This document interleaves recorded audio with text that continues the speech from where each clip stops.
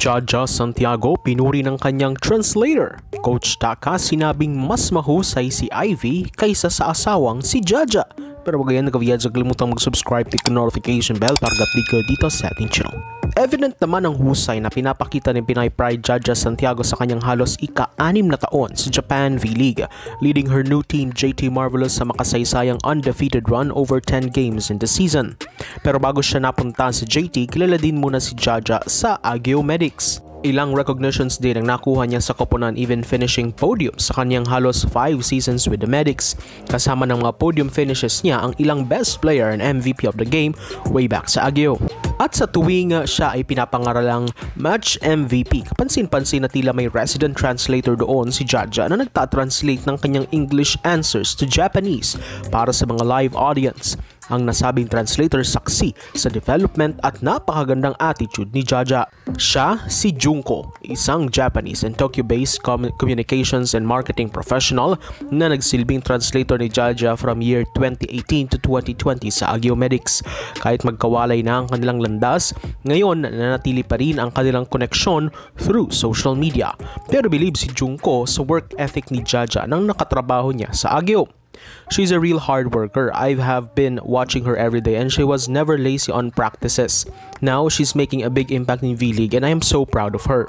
Malaking tulong si Junko kay Jaja, lalo na isa rin ito sa tumutulong sa kanya lalo pa nag-a-apply ang Pinay Pride ng kanyang Japanese citizenship. Pero may natutunan rin ang translator kay Jaja dahil kahit Filipino words, tinuturuan din ni Jaja si Junko. Isa nga sa mga tinuro umano ni Jaja na tumatak sa kanya ang salitang kuya. I remember a Tagalog word Jaja used to say when she's calling to Taka, kuya. It means older brother.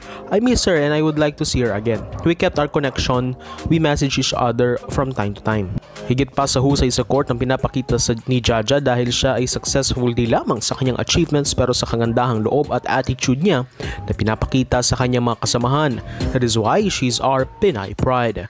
Mula kay Jaja sa Japan, dumako naman tayo kay NX-led coach at sa kanyang asawa na si Coach Taka Minowa. Well, kung real talk lang pag-uusapan, di papahuli si Coach Taka dyan. Ilan nga sa kanyang mga interview sa bansa ang pinag-usapan dahil sa kanyang mga matitinding banat sa mga players. Kahit na ang kanyang NX-led players hindi nakakalusot sa matatalim na katotohanang binibitawan ng Japanese coach. That's what we want, no sugarcoating. At alam nyo ba na kahit ang mismo niyang asawa na si Jaja, di nakaligtas sa real talk attitude ni Minowa. Ito kasi ay matapos na interviewin si Coach Taka patungkol sa newest recruit nila sa NX-led na si Ivy Lacsina. Tinanong kasi si Taka ng pagkakahalintulad ni Ivy kay Jaja. Aba, diretsahang sinagot ni Taka na para sa kanya, mas mahusay si Ivy kaysa sa sarili niyang asawa na si Jaja in terms of passing. Compared to Jaja, like ball touch and pass, Ivy is better than Jaja. Hitting and block, for sure, Jaja is better, but ball touching, Ivy is better. Yan ang real talk answer ni Minowa. Well, no doubt, Jaja is the best middle blocker from the Philippines. Pero sorry na lang daw, judging. Dahil kung passing ang pag-uusapan, aba, mukhang mas may ibubuga si Ivy kaysa sa'yo, galing na mismo sa iyong asawa. So, sige for support this channel, please subscribe, notification bell to be updated on my coming videos.